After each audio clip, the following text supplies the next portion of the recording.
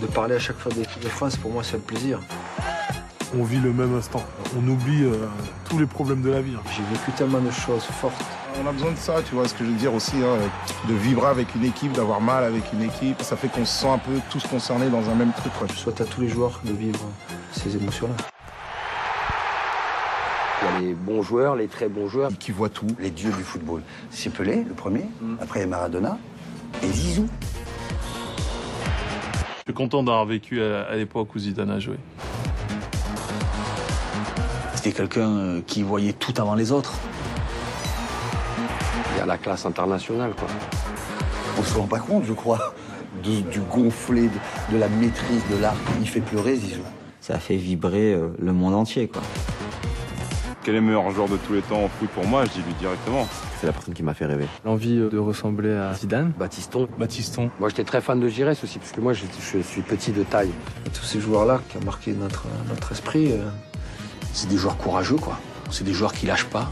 Giresse qui est fantastique. Dominique Rocheteau. Trésor. Grambossi. Amoros. C'est ces joueurs-là qui nous ont embarqués. Tigana énorme. Premier but de la Combe, but de Giresse, de Trésor. Vieira et Makelele, Barthez, Abdesailly, les Arazu, Thuram, Petit, Deschamps, Blanc, voilà, des guerriers, quoi. Thierry Henry. On retiendra tous les buts qu'il a marqués à l'équipe de France. Will Thorne. Pires. Très très bon joueur. Trezeguet, c'est un renard de surface. Moi, je suis amoureux de Trezeguet. Deschamps. Ce mec est une star. Cantona. Fierté, j'ai dit charisme, j'ai dit passionné. Si on doit se la péter, il faut se la péter comme Cantona. Ginola, qui était un joueur fantastique. Jean-Pierre Papin est rentré sur le terrain, il était là pour marquer. Dans toutes les positions. C'est qu'il y a ce genre de joueur, tu vas avoir du spectacle. Un numéro 10. Je trouvais que Platini était un modèle, quoi. C'est coup franc magique. Comme si c'était des pénaltys. Bah c'était but, quoi. Platini, c'était Monsieur Plus, quoi. Concrétiser son sacre. Je pense qu'il a ouvert les portes au football français. C'est le grand joueur qui permet à une sélection d'aller au bout. Comme Raymond Kopa, la génération avant. Il a eu des générations, et puis Zizou après. C'est ça.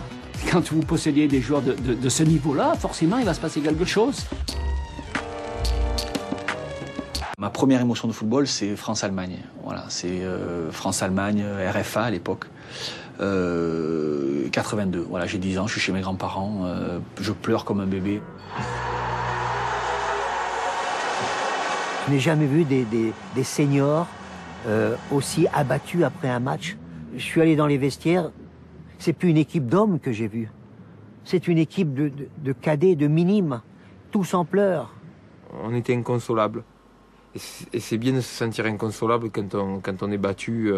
Quand on est battu comme ça, parce que quand il y a le jeu, quand il y a le suspense, quand il y a le match, tout le monde conviendra que ce match-là était extraordinaire. On est passé par tous les états, quoi. Déjà, on prend le premier but, je crois que c'est Littbarski qui marque le premier but. Donc bon, déjà, on a un peu le moral en bas, et puis il y a l'égalisation. Et Harald Schumacher, pour moi, c'est le coup de hanche de la tête de Batiston. Moi, je regarde juste la balle qui passe à ça du poteau, et pour moi, il a juste raté. Enfin, le goal est sorti, il a sauté. Voilà, j'ai même pas vu le choc avec Batiston. C'est après, quand on voit les images au ralenti, où on se rend compte que Schumacher, voilà, il joue l'homme. La tête qui part en arrière, la violence avec laquelle la tête de Batiston part en arrière, et ses mains. Et ses mains qui convulsent et qui se regroupent sur son corps comme ça, c'était choquant, hein, l'image, c'était... J'avais un peu la chair de poule de la violence. Moi. Je le vois, il bougeait plus, il était au sol, tout le monde s'affairait autour de lui, et on avait imaginé le pire. Il a une dent cassée, il est KO sur le terrain, et l'arbitre ne siffle pas. Il a rien vu, ou il a rien voulu voir. Là, vraiment, j'ai senti ça comme une profonde injustice. Pauvre Batiston, hein, mais en même temps, on est reparti dans le match, quoi. C'est Batiston, il sort, et puis voilà, on est en demi-finale de la Coupe du Monde, il va falloir gagner. Et puis ensuite, il y a les prolongues, et puis voilà, quoi, les deux buts, le but de Trésor. Le but de Giresse qui est fantastique.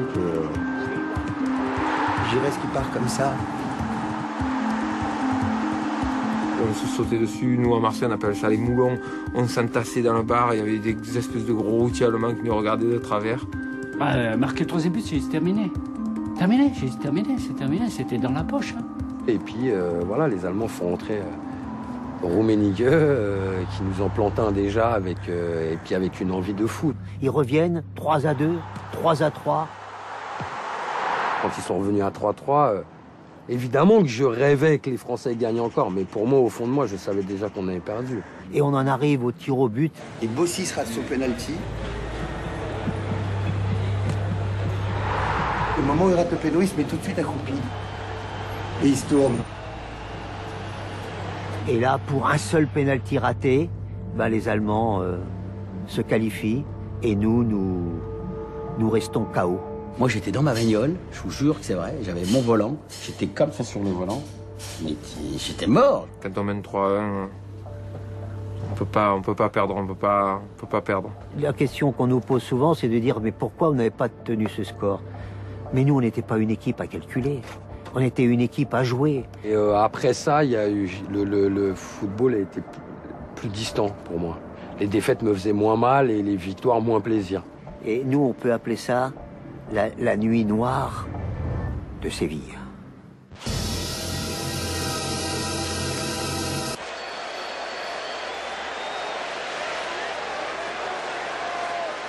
La finale, c'était un rêve. Depuis longtemps et surtout depuis 82, depuis notre demi-finale où l'Allemagne nous a empêchés d'aller en finale.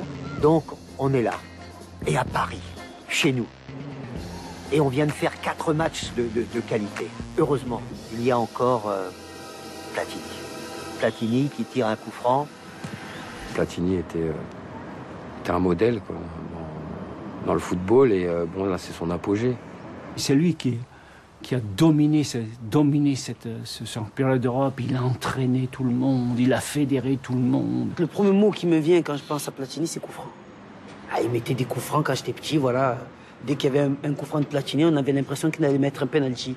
Un Platini qui, quoi qu'il arrive, s'il y avait un coup franc, c'était but, quoi. On ne sait pas ce qui s'est passé. Il a mis un ballon avec dedans quelque chose, je ne sais pas quoi, qui a réussi à passer sous le vent d'Arconada, le gardien espagnol, qui est sorti juste derrière son dos et qui a permis de mener à 1-0, alors qu'on était en difficulté. Il reste 10 minutes à jouer, un joueur me fait un signe, Battiston, en ayant l'air de dire « changez-moi ». Je dis à Manu Amoros, allez, va sur le terrain, remplacer Battiston. Battiston vient s'asseoir à côté de moi. Puis je lui demande, qu'est-ce que tu as? Je n'ai rien. Putain. Comment t'as rien? Mais tu sors, t'es chaud, c'est un joueur froid qui rentre sur le terrain, il reste 10 minutes à jouer. Il m'a dit, j'ai voulu que Manu Amoros, j'ai voulu qu'il ait sa part de finale. Un joueur. Il est sur le terrain. Il va être champion d'Europe. Il reste quelques minutes à jouer. Il laisse sa place. C'est un seigneur. Et puis, quelques minutes avant la fin, Bellone, avec son fameux pied gauche, il fait une frappe qui lobe le gardien espagnol, qui nous donne enfin une sécurité 2-0 à quelques minutes de la fin. Ouf!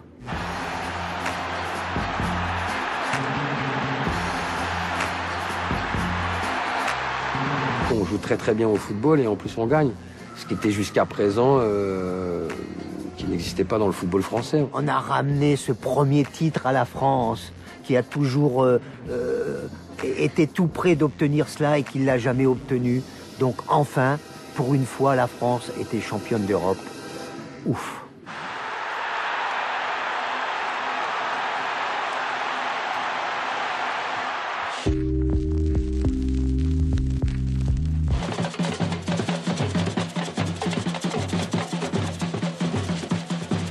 De toute ma vie, c'est un des plus beaux matchs. Dans l'adversité, dans le fait de dire que ce sont deux équipes qui, à cette époque-là, se craignaient et en même temps aimaient jouer. C'était les plus belles équipes, deux plus belles équipes du moment et qui ont réussi à nous donner un spectacle énorme.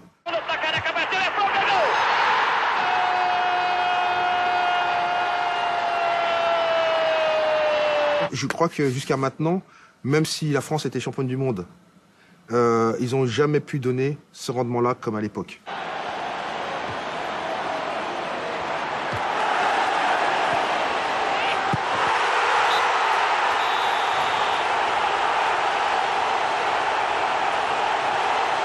Pour moi, c'est une très grande joie aussi. Mais je me rappelle vraiment qu'on avait gagné au pénalty, ça c'est quelque chose qui m'avait marqué.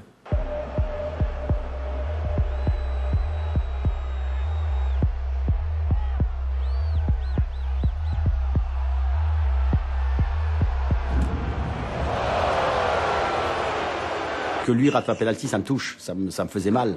Donc là, beaucoup de tristesse, mais après il y a le Brésilien qui rate, donc c'est génial.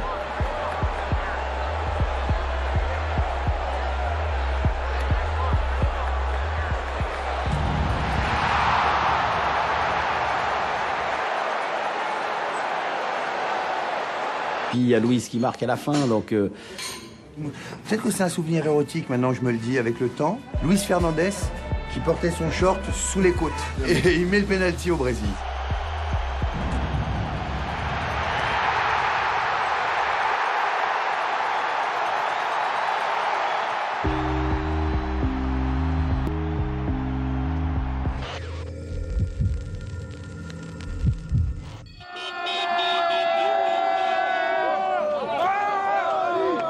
France-Bulgarie.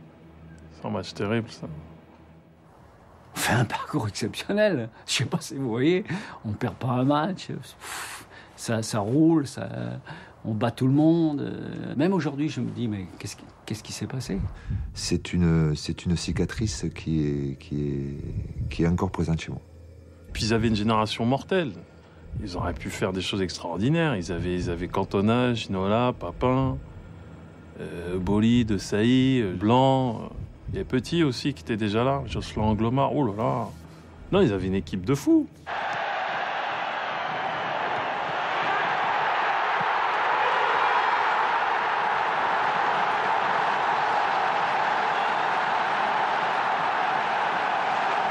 Et puis derrière, bon ben...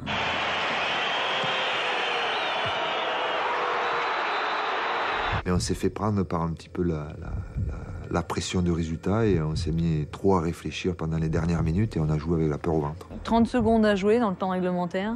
La France est qualifiée, match nul à 1.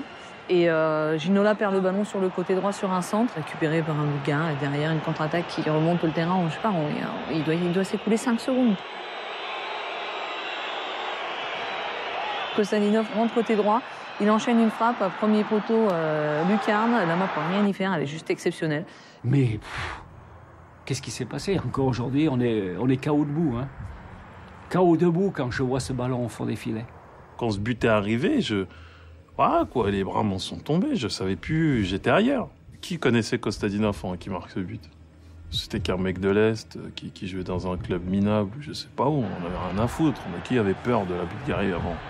Et je les vois encore tous, les uns sur les autres, les Bulgares, à fêter. Et enfin, voilà, et tous les autres Français avec les mains sur leur tête, parce qu'ils les avaient compris, quoi. 3-3, et même avec les arrêts de jeu, tu peux pas revenir, quoi.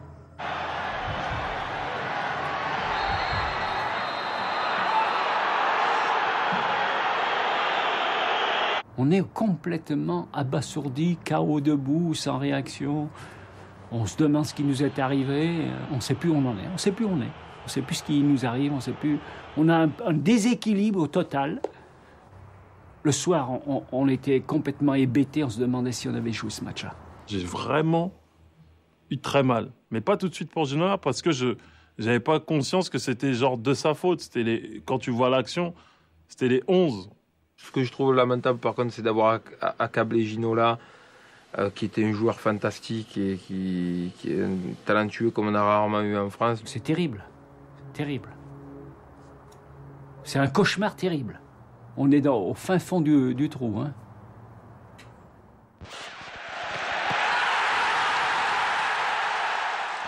Allez, hop là. On lâche rien. Allez, Lina. Là, c'était France et Croatie et c'est toujours très particulier pour moi. La Croatie, pays de mes origines.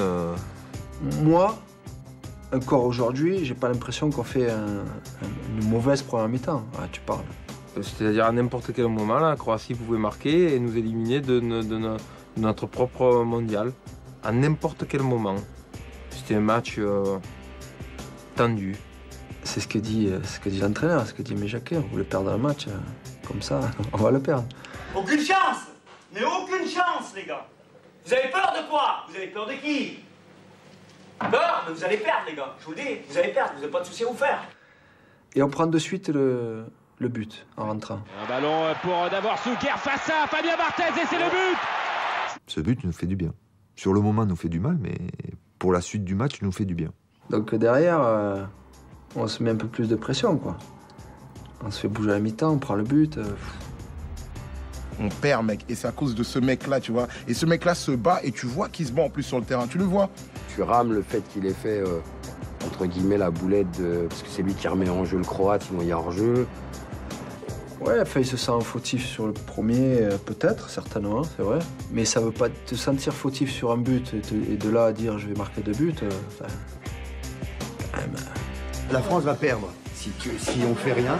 Et c'est un arrière droit qui remonte tout pour mettre un but. À goal, tu vois. J'ai gueulé. Voilà, je sais plus ce que j'ai dit, tu vois. But, peut-être. On était tous en folie. Je t'ai dit, on s'est attrapés dans les bras, on était en folie parce que c'est là qu'on a commencé à sentir que c'est bon. Là, plus rien n'allait nous arrêter, on était tous unis, on allait tout péter. Et j'arrivais pas à le croire. Parce que déjà, quand il met le premier but, tu dis, il a égalisé, chapeau, chambé. Ce serait fou qu'il en mette un second. Ce serait...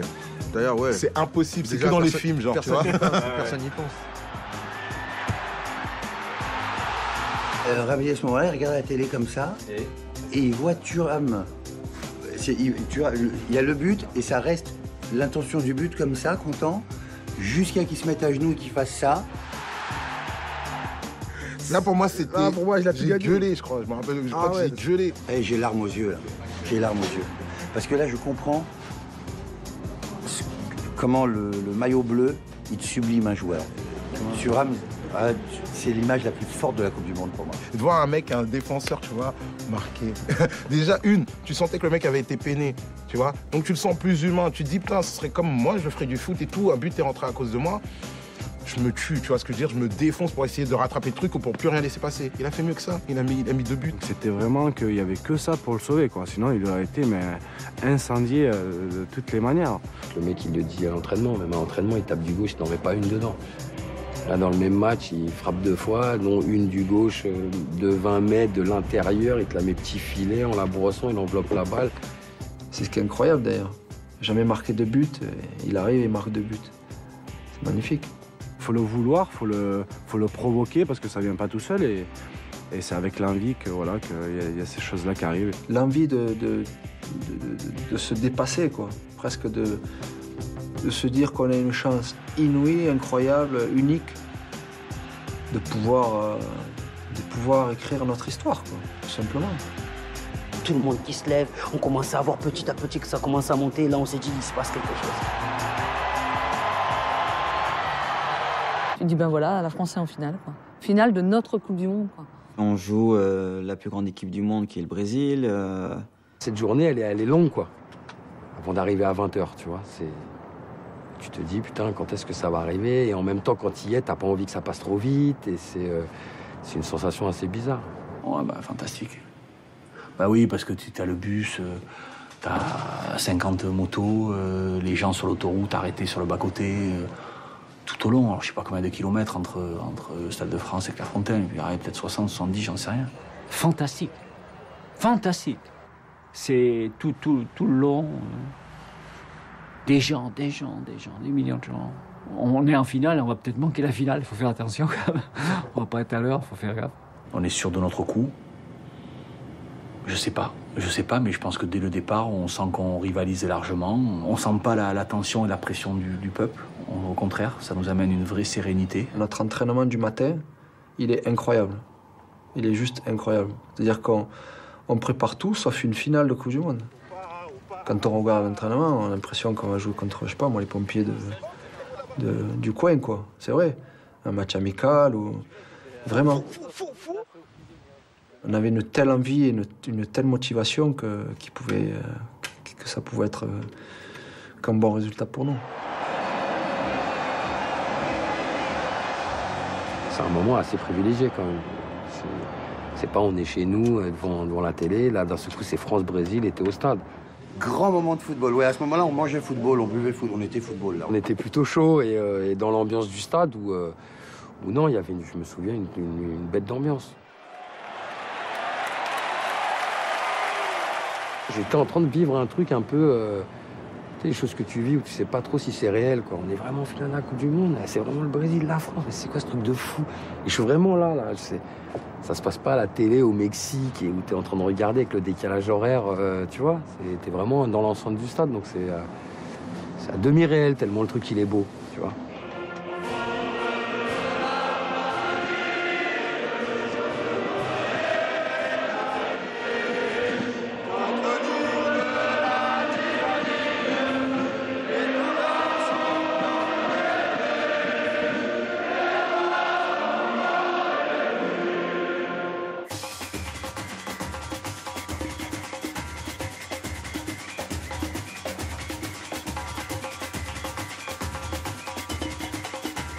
Moi, on attendait que je marque. On a dit oui, Zidane, il est bon, et machin. Mais Zidane n'a pas marqué. Il faut à un moment ou un autre être capable de faire gagner son pays. La veille, c'est Laurent Blanc. Il me dit, écoute, je te garantis que s'il y a un match à choisir, c'est celui-là, hein, pour marquer un but. Hein. À l'époque, j'ai 26 ans. Je suis certes numéro 10 d'équipe de France, mais bon, je suis encore un jeune, machin. Blanc qui rentre dans la chambre, ça fait à la fois du bien et à la fois, bon, ça met un coup de pression. Mais écoute, tu sais ce qu'il te reste à faire. Et bon, le message apparemment était bien reçu.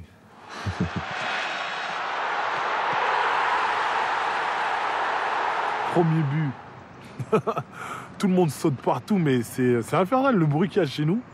C'est presque, on est fou. On se tient, on crie par le balcon, on a même pris des casseroles. J'ai dit c'est impossible. Je dis c'est un coup de bol, on va se faire taper. J'étais sûr de toute façon, pour moi, d'arriver en finale, c'était déjà la gagner. Et je dis France-Brésil en finale, but de Zidane 1-0. Donc quand j'étais au stade et que Zidane marque le premier but, j'ai commencé à me dire je vais peut-être changer de métier, essayer de faire soit pronostiqueur, soit essayer d'arnaquer des gens en leur disant que j'arrive à lire dans une boule. Juste après le but, en fait, le fait de sauter la barrière et de revenir, j'ai l'impression comme d'être soulagé, quoi. Mais énervé à la fois, de dire purée, mais j'avais besoin de ça, quoi. J'avais besoin de marquer un but. Pff, ça y est, quoi.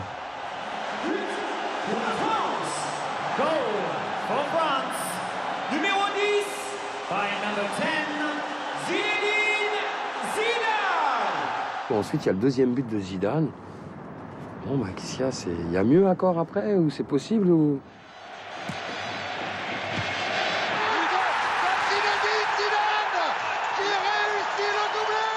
Quand ils jouent à 1002e, j'ai jeté des trucs. C'est le scénario idéal, quoi. Mais c'est quoi ce truc de fou? Ça va pas s'arrêter, machin. C'est encore pire, on commence à mettre la musique, on a gagné. J'ai cassé mes lunettes, j'ai chialé, j'ai chanté des chansons de Sylvie Vartan. Je saute, je crie, c'est oh! Je réveille les voisins, je crie partout, je prends mes collègues, je les serre fort, j'ai des morts même des fois, j'en ai des morts.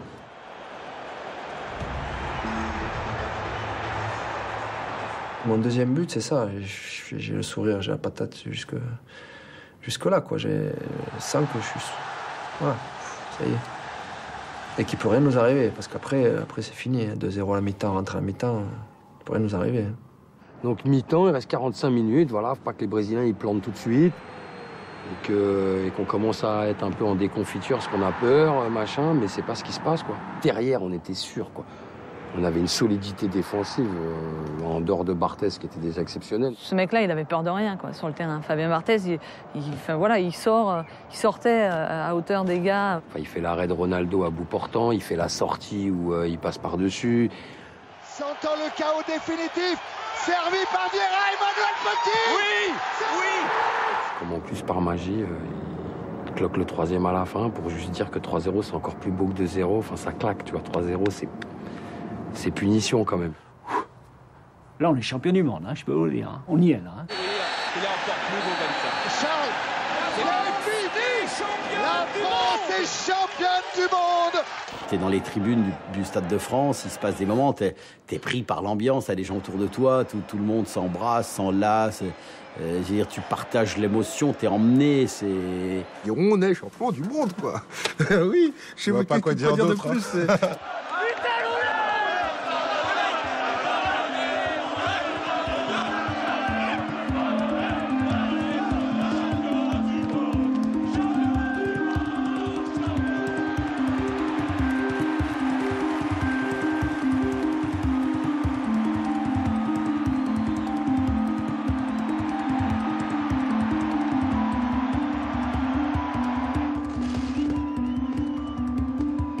Une fois qu'on sort d'une Coupe du Monde comme ça, qu'on a gagné, qu'on sort du stade, c'est pas une sensation d'invincibilité, mais c'est un bonheur. On nous l'aurait dit avant, t'aurais dit arrête, c'est des conneries. Un jour, on va battre le Brésil en finale d'une Coupe du Monde 3-0, ouais, c'est dans un film. Mais le football, c'est plus fort que le cinéma. C'est comme si on regardait un film et Thierry Roland, c'est la voix off du film. Comme quand il a dit au 98, après ça, on peut mourir, je pensais à la même chose. Même le soir même, c'était pour nous... on a vraiment senti à ce moment-là que on avait fait un truc qui restera et qui marquera l'histoire. Apparemment, la dernière fois qu'on a vu autant une liesse populaire comme ça, c'était pour la Libération, apparemment. Voilà, quand tu vois 1,5 million de personnes dans les rues pour fêter ça, c'est ça qui est incroyable. Ça donne un chair de poule de voir autant de gens sur les champs, fêter la victoire, c'est tout simplement magnifique. Tout le monde est copain. Je t'ai jamais vu, mais on est tous copains, on se tient tous dans la main, on est tous bras dans les bras. Il y a des pleurs, il y a des cris. On criait, on klaxonnait, c'était des moments magiques. C'est que dans les rêves. Je suis d'une génération où les rebeux, c'était... On rentrait ni en boîte, on rentrait pas dans les cafés quasiment, on nous virait du McDo. Je me suis déjà viré du McDo à mon époque, moi. Aujourd'hui, c'est plus cool. Et en 98, on était à la fin de tout ça, mais de voir Zizou président sur l'Arc de Triomphe... Zizou président.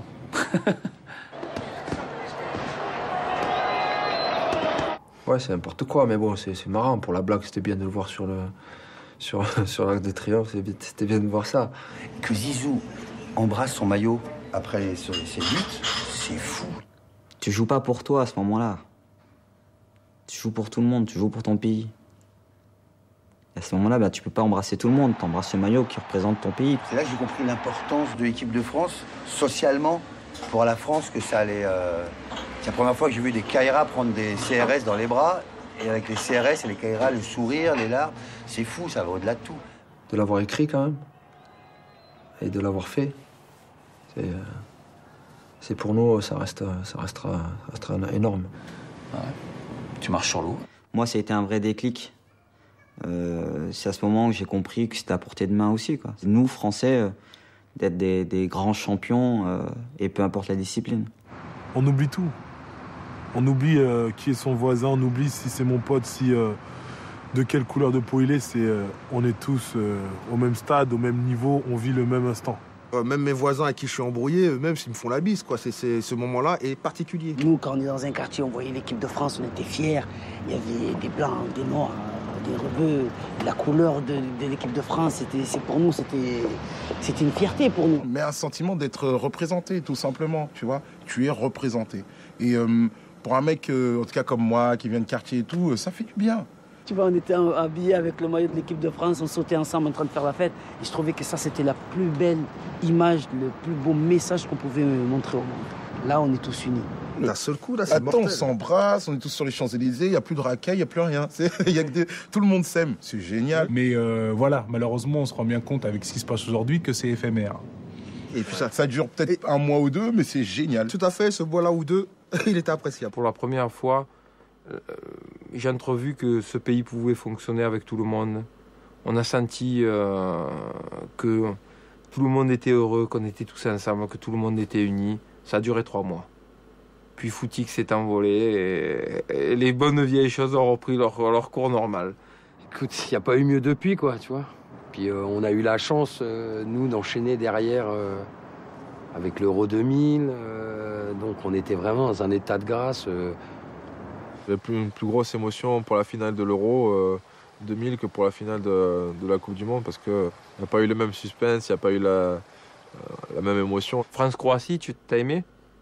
France-Paraguay, t'as aimé? À part France-Brésil. Mais t'as aimé ces matchs? 2000, on gagne avec la manière. Les Français, après la Coupe du Monde de 98, ils disaient mais ramène qui tu veux, on va les écraser. Tout le monde a peur de nous. On n'a jamais connu ça. De toute façon, derrière, on prend pas de but. Au milieu, on ferme le jeu et devant, on a toujours un exploit. J'étais rempli de joie devant certains matchs, notamment la France-Italie. Paradoxalement, contre l'équipe que je supporte, mais qui pour moi restera peut-être mon plus grand souvenir de l'équipe de France. C'était le match que je me rappellerai toute ma vie. J'étais en Sicile avec Akhenaton. Et on faisait un concert au centre de Palerme pendant la période de l'Euro. Et la Sicile, je sais pas s'il y a des gens qui connaissent, tu vois, il y a un côté où c'est vraiment bourgeois, des grosses villas, et même pas juste une petite rue après, c'est les favelas avec des chiens balafrés, on dirait qu'il y a des bombes qui sont tombées et tout ça. J'étais au milieu de plein d'Italiens, et on était 4-5 à être à fond derrière l'équipe de France. Il fallait pas trop montrer que tu étais pour l'équipe de France, je te le dis. L'Italie marque des coups de feu dans tout le quartier. J'entendais des fusils à pompe, des mitrailleuses. Les mecs, ils sortaient de leurs fenêtres, ça tirait. Moi, en plus, j'étais tout jeune, j'étais comme ça. Je me retourne, je regarde les gars derrière, mais je dis, mais où vous nous avez amenés, les gars? Vous voulez que c'est des guet-apens sur nous? On s'est tous regardés, on a dit, on va pas sortir. Si jamais on marque, on va pas sortir. Là, à 91e, on est encore derrière. Et c'était perdu, quoi.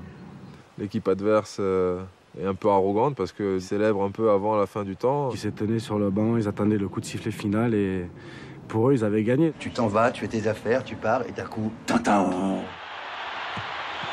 Et tu reviens. Tu fais, mais c'est pas possible. Wiltord, je revois l'action comme si c'était hier, le but qu'il met. Il a eu un sang-froid de fou. Qu'est-ce qu'il fait Trezeguet? Pourquoi il arme une reprise de volée? Bam.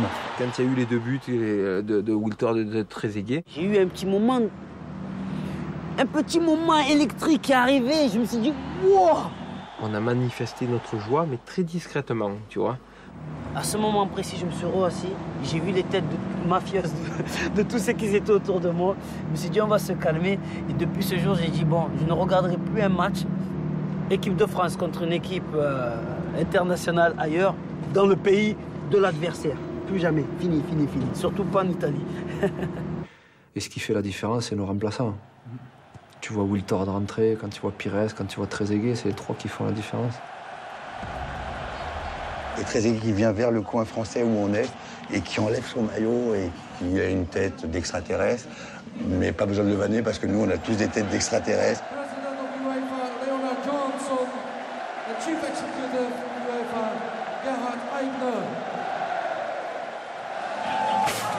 On est parti à 1h du matin de là-bas, on dansait, on faisait n'importe quoi, c'était super. Qu'est-ce que c'est bien quand c'est comme ça. Tu domines pas le football pendant... Gagner 2 Coupes du Monde de suite, ça n'existe pas depuis le Brésil. Donc voilà, on a fait notre temps, quoi. Ça 4 ans, 6 ans, voilà. Tu peux pas marcher sur l'eau si longtemps, quoi. Je veux dire, ça dépend d'une... Je veux dire, l'alchimie, il fallait qu'il y ait tout, quoi. Tu vois, d'un coup, il n'y a plus Jacquet, il n'y a pas même... Tu vois, c'est pas que lui, mais il n'y a plus lui. Il y en a d'autres qui partent, il y en a d'autres qui arrivent. Et des fois, par exemple, tu peux peut-être tomber dans la satisfaction, dans la facilité, et tu relâches un peu, et tu te crois trop fort, et tu ne fais peut-être pas les efforts qu'il faut pour gagner. Et même les efforts que tu as fait avant, tu fais peut-être plus, tu baisses le rythme, et tu le payes cash à ce niveau-là. C'est ce qui s'est passé, je pense, en 2002. Ils ont vraiment commencé à faire des pubs à la télé, dans les journaux, et ils ont commencé à avoir plus de contrats perso, et je pense que ça a un impact aussi maintenant sur le sport en général. On se dit qu'on a déçu quand même pas mal de monde, et après ça te donne un peu de motivation aussi pour retravailler derrière, pour faire mieux la prochaine fois. J'ai arrêté 1 an, et en fait pendant 1 an, je me suis dit c'est pas possible. Si tu continues à jouer avec ton club, tu dois jouer avec l'équipe de France. Je m'aperçois qu'en fait c'était du n'importe quoi. Parce qu'en fait un joueur de haut niveau, il peut pas arrêter une compétition, jouer une autre. Il a besoin d'être au top tout le temps, de jouer tous les 3 jours. Si t'es pas dans cet esprit-là, tu peux pas être bon. Et c'est ce qui s'est passé. C'est-à-dire que j'ai eu une année, moi, difficile, 2005. Il fait une saison de merde avant au Real où il glisse sur des balles, il fait des trucs assez extraordinaires. Et quoi? Et il n'y a rien. Et il se passe rien. Et j'ai l'impression, en fait, justement d'être plus haut niveau, en fait. Et c'est pas possible. Donc, je reviens tout naturellement. Et là, il revient, il est au top. Pour moi, 2006, c'était clair dans ma tête. Il s'est préparé comme jamais. Comme jamais. C'était un véritable compétiteur. Moi, j'ai mis 1 an à préparer 2006.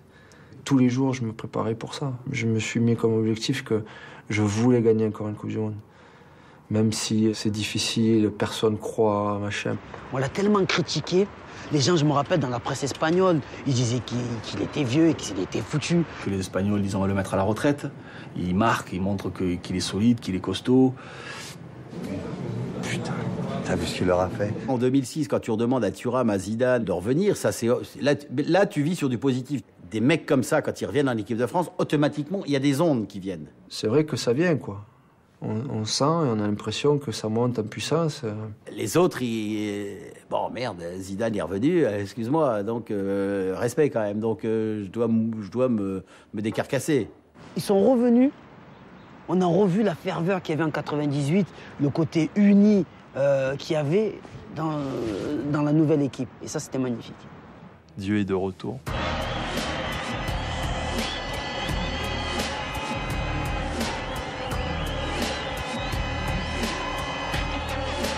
On joue contre le champion du monde. Quand même, on a des joueurs. On est pas trop mal quand même, quand on regarde. Ces matchs-là, en fait, t'as rien à perdre. T'as juste à jouer ton meilleur niveau, ton meilleur football. Ce qu'il faut signaler, c'est qu'avant, contre l'Espagne, je me fais mal en fait en marquant mon but. Je sens quand même que physiquement, je peux être un peu diminué. Et en fait, la première action, je sens que je suis bien, quoi. Mais la première action contre le Brésil, tu dis mais qu'est-ce qu'il a celui-là? Non mais ça va pas, non, mais vraiment il respecte le Brésil, quoi. Il les a souillés, quoi. On a l'impression de survoler le match, quoi. À 34 ans, peut-être que s'il va pas avoir les jambes, il va pas si, puis là c'est un balai, quoi. Le mec, Ronaldo qui arrive, il te met un grand pont, l'autre il arrive, il te fait des jeux de jambes incroyables. On dirait qu'il jouait, il avait encore 25 ans, tu vois ce que je veux te dire? Une harmonie parfaite. Il danse, qui fait des sombreros, des trucs. Il met la pression au Brésilien, mec. Tu vois ce que je veux dire? Le Brésil, moi depuis tout petit, pour moi, le Brésil, c'est eux les champions. Le seul Brésilien sur le terrain, c'est Zizou. Et c'est ce qu'avait titré la Gazzetta dello Sport brésilien. Ah, c'était le Brésilien Le Brésilien, ouais, du match. Ah ouais, c'était incroyable. Là, il t'en met... Là, quand t'es devant, tu dis chapeau, mec. Hein. Ouais, moi, je suis même très bon, d'ailleurs. Non, c'est vrai. Avant, je me laissais pas des fleurs. Aujourd'hui, je m'en lasse parce que c'est fini, donc... C'est peut-être là que le verrou brésilien va sauter. Le coup franc de Zidane avec Thierry Henry. Oui, et le but de Thierry Henry pour l'équipe de France qui répond à ce coup franc de Zidane. Thierry Henry qui marque là et qui met le Brésil KO, servi par le stratège Zinedine Zidane. Il a fait une leçon au monde entier en disant oui, je suis le meilleur joueur de tous les temps. Oui. Après, bon, moi j'aime beaucoup Maradona aussi, mais il est quand même le meilleur joueur de tous les temps et il a le meilleur accent du monde aussi. C'est peut-être sa meilleure partition, mais il y en a eu tellement d'autres. C'est peut-être la meilleure. Mais la meilleure aurait été contre l'Italie, ouais. Je me dis que c'est mon dernier match et que quoi qu'il arrive, ouais, j'arrêterai sur cette finale. Personnellement, j'avais qu'une envie, c'était d'aller le plus loin possible pour pouvoir gagner la Coupe du Monde encore une fois. Je suis serein, je suis tranquille. J'aurais jamais tiré ce penalty de cette façon-là si j'étais pas tranquille et bien dans ma tête. En face de lui, il y a Buffon, quoi. C'est le meilleur gardien du monde. Zidane va-t-il choisir le même côté? La frappe de Zidane, ouais, c'est dedans. Quel joueur peut faire une panenka comme ça en finale de la Coupe du Monde? Énorme. Dans cette finale face à l'Italie, elle est rentrée. Soit il est taré, soit, je sais pas. Ah là, il se dit, allez, c'est ma dernière. Bon, il est un peu égoïste peut-être en finale aussi. Comme tout va s'arrêter, je veux que tout soit bien et parfait. Mais là, il a marqué l'histoire. Il avait fait une panenka un peu foirée d'ailleurs, où il triche. Hein. Il lève la main, genre, elle est rentrée, il a rien vu. Hein. Elle est rentrée, si. Il a peur, quoi. Parce qu'il a fait la louper quand même. Hein. Il a loupé à sa panenka Zidane, mais bon, c'est là que tu vois la marque des grands joueurs. J'imagine s'il avait marqué sa tête face à Buffon, sur le centre de Sagnol, là, que Buffon lui sort magnifique. Ah putain. Non, mais c'est cette finale, putain, tu me remets dans le truc, quoi. Le mec, il se fait péter le bras, on dirait Rambo. Il arrive, quoi. Il a la force pour se jeter et mettre une vraie tête, quoi. Une vraie tête, boum. Et l'autre bouffonne, là, quel enfoiré. Il nous l'a bien mis dans cette action extraordinaire. Là, je la revois. C'est une action, waouh. Quand Buffon va la chercher, derrière, il donne un power de fou à tous ses coéquipiers. En 2006, c'était bien parti pour nous faire rêver. C'était en train de se rapprocher. Moi, j'étais déjà en train d'exploser chez moi. Et puis quand j'ai vu France-Italie, je me disais, ça y est, on est champion du monde. Déjà, dans un premier temps, c'est l'égalisation des Italiens. Ça reste un coup dur alors qu'on dominait le match, qu'on ne méritait pas de prendre ce but et de revoir les Italiens revenir au score. On avait le match en main, on avait tout. On allait rebattre les Italiens, être champion du monde encore. Et coup franc contre Del Piero. Alors qu'un autre Italien est resté à terre. Choc peut-être avec David Trezeguet. L'arbitre assistant a-t-il vu quelque chose? Attention, mais c'est aussi l'un des tournants de cette prolongation. Il y a quelqu'un par terre, on voit pas tout de suite ce qui se passe, on sait pas tout de suite. Parce que Buffon est venu voir l'arbitre assistant de Monsieur Elizondo. Qu'est-ce qui a bien pu se passer, tu vois? Oula Zidane. Qu'a fait Zinedine Zidane? Ouf. Le coup de boule, c'est moi qui l'avais pris, quoi. Ça fait mal. Vraiment, ça fait mal. Aïe. Ça a dû aller loin, tu vois ce que je veux dire? C'est pas possible que comme ça, par énervement, ils mettent un coup de boule. C'est dingue, quoi, tu vois? C'est Zizou, quoi. Et là, à ce moment-là, pour nous, le match presque n'a plus d'importance. Le regard noir de Zinedine Zidane. C'est pas bien de l'avoir fait, mais ça peut s'expliquer et ça peut se comprendre. Quand on est sur le terrain, on est dans un état second et on est complètement différent. On est capable de tout sur le terrain. Je m'étendrai pas sur ça. Il y a un contexte derrière. Voilà. Il y a des histoires qui sont anciennes, voilà, c'est tout. Après, au bout d'un moment, on peut péter un plomb sur 1 seconde et demie. 2 secondes, il y a des choses qui sont dites et qui font référence à des choses qui blessent. Et puis voilà, ça arrive. Je ne veux pas dire que j'ai les mêmes principes moraux que Zidane, je ne le connais pas. Mais à tout moment, je peux mettre un coup de boule à quelqu'un. Non, ça fait très peur de dire ça. Quand on voit la carrière de Zizou, on peut se demander si le bon Dieu, par moment, ne s'était pas réincarné chez lui. Non, ça reste un être humain. Eh ben, à un moment donné, vous connaissez Zizou. Vous allez apprendre à connaître Zinedine. Je suis très en colère contre lui, d'ailleurs, parce que c'est lui qui me provoque. Mais ça justifie pas le geste. J'ai des photos de Materazzi à la maison en poster avec que des fléchettes dessus. Et des fléchettes, des insultes en bas. C'est pas forcément un mec qu'on aime beaucoup en plus. Et je pense qu'il a encore mal au plexus d'ailleurs. Il a des troubles respiratoires, il paraît, aujourd'hui. Et c'est bien fait pour sa gueule. Tu sais, c'est quoi l'image, moi, qui m'a déchiré le cœur? C'est l'image quand Zizou, tu le vois de dos marcher, la Coupe du Monde ici, qui va dans les vestiaires, qui regarde même pas la Coupe du Monde et qui marche.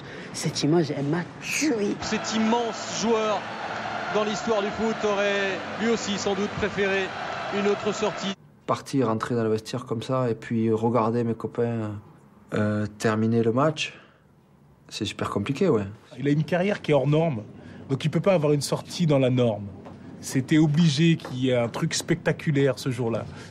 On peut en parler, on peut dire tout ce que l'on veut, c'est moi qui le vis, donc je le vis très mal pendant un petit mois. J'aurais pas de seconde chance, en fait. Je sais que c'est fini. Dans cette Coupe du Monde 2010, il n'y a rien qui m'a fait plaisir, quoi. On a juste subi les répercussions de ce qui s'est fait avant. Hein. On n'allait pas être des génies du jour au lendemain. Hein. Avant même la Coupe du Monde, on était déjà bad. Ils étaient pas prêts, ils avaient jamais joué ensemble. Moi, je pense que péniblement, on peut passer le premier tour et après, ciao. Et si on passe le premier tour, on le passera salement. On est tellement supporters qu'on imagine que le jour J, on va arriver à sortir le meilleur. Et je pense qu'ils se sont donnés à fond, vraiment, sur le terrain. Mais le travail n'a pas été fait en amont avec le staff. On avait ces sensations de faux départ.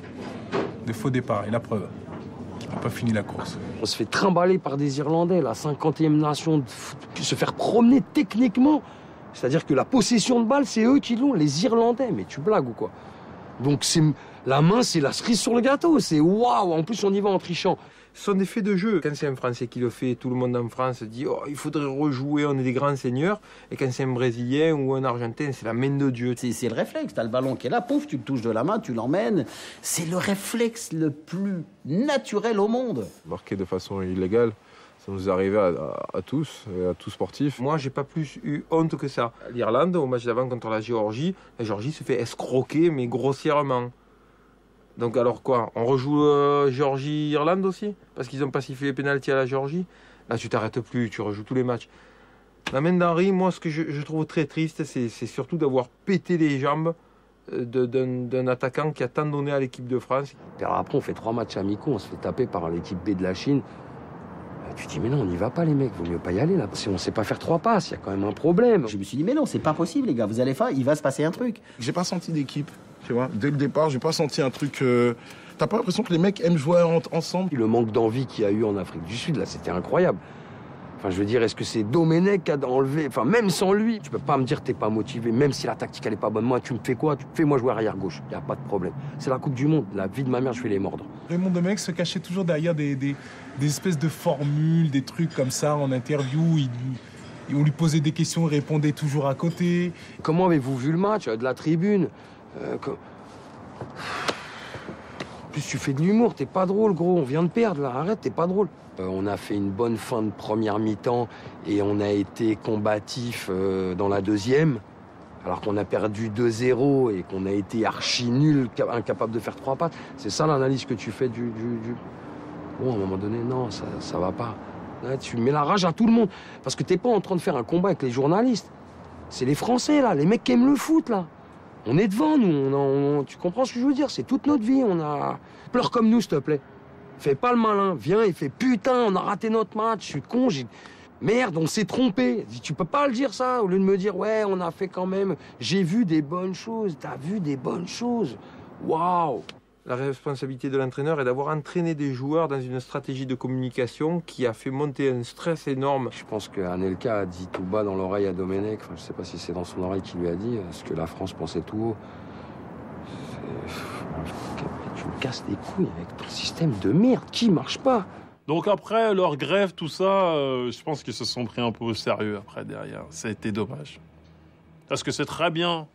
Franchement, la solidarité, moi je dis que c'est très bien. Ils ont eu raison d'être solidaires. Mais après la grève, c'est un peu paradoxal pour eux. Parce qu'à ce moment-là, ils ont tendance à se prendre pour une colonie de vacances. J'hallucine, quoi. Tu te dis, c'est pas possible que quand tu es en équipe de France, que tu puisses avoir un seul instant des idées aussi négatives, aussi farfelues que de pas vouloir t'entraîner. Incompréhensible, inadmissible. Parce qu'ils ne savaient pas le statut qu'ils avaient, ces gens-là. Quand vous êtes en équipe de France, vous avez un statut exceptionnel. Vous devez le respecter, ce statut. Comme ils sont pas en civil, ils n'ont pas conscience. C'est parce qu'ils sont en survêtement, moi, je pense. Ils ont tous le même ensemble. Ils se disent, on va faire une grève. À ce moment-là, ils se sont pris pour des ouvriers. Et malheureusement, c'est pas des ouvriers. C'est des privilégiés qui jouent au football et qui gagnent très, très, très gracieusement leur vie. Vis-à-vis des gens, c'est insultant. Toute leur vie, ils vont y penser, ces joueurs. Toute leur vie, ils sont obligés d'y penser. Ils sont marqués à vie. Il y en a qui subissent encore des séquelles. Il y a presque de la haine à un moment donné. Je veux dire, ces mecs-là, tu leur en veux, quoi. Tu leur dis, les gars, vous êtes des trous du cul. Quand tu vois que Beckenbauer, il dit que la France a été indigne de cette Coupe du Monde, bon ben, on se la ferme, on ferme le vestiaire, on change les joueurs et on revient quelques années après. Je suis parti en Belgique, les mecs ils me posaient la première question, mais vous avez fait quoi en Coupe du Monde? C'est quoi cette grève? Et j'avais une honte, je me sentais humilié. Là, je sentais grave le maillot bleu sur moi. On dit, t'as pas trop envie de me sortir. T'attends que Laurent Blanc, il vienne nous faire 2-3 trucs, là, on viendra ressortir la tunique. Hein. On va toucher vraiment le fond, et sportivement, et au niveau du comportement. Et donc, après ça peut être que mieux. Il faudra s'en servir pour plus reproduire les mêmes erreurs et pour justement se rendre compte à quel point l'équipe de France est importante pour nous, parce que sans ça, ben, on n'est rien du tout. Ce qui est fait est fait.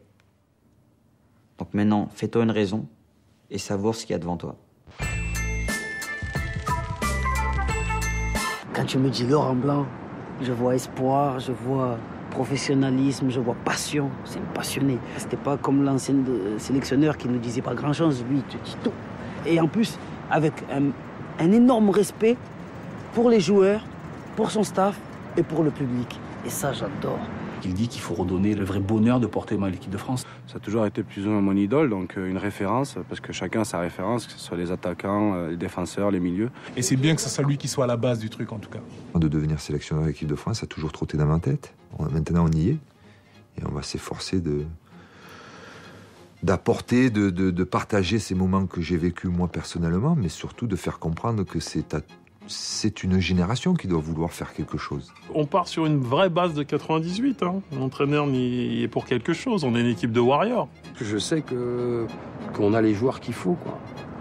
On a en France une pépinière de joueurs. Il n'y a pas de souci. Les derniers matchs qu'ils ont fait, il y a eu du beau jeu. Ça faisait plaisir à voir. Ils étaient contents, ils étaient soudés. Et c'était une équipe. Il faut juste, après, laisser le temps au temps et que cette équipe se crée. Mais là, on est sur le bon chemin, quoi. C'est-à-dire que premier du groupe, il y a des victoires encourageantes, donc voilà. Et je sens que la prochaine Coupe du Monde, c'est peut-être pour nous. J'y crois, ils vont se qualifier, ils vont y arriver. On y croit, quoi. Surtout moi, j'y crois. Je me dis, t'imagines, je suis en finale, c'est moi qui marque. T'imagines, on est en finale, on gagne la Coupe du Monde. Il n'y a pas de raison. Moi, je suis archi confiant.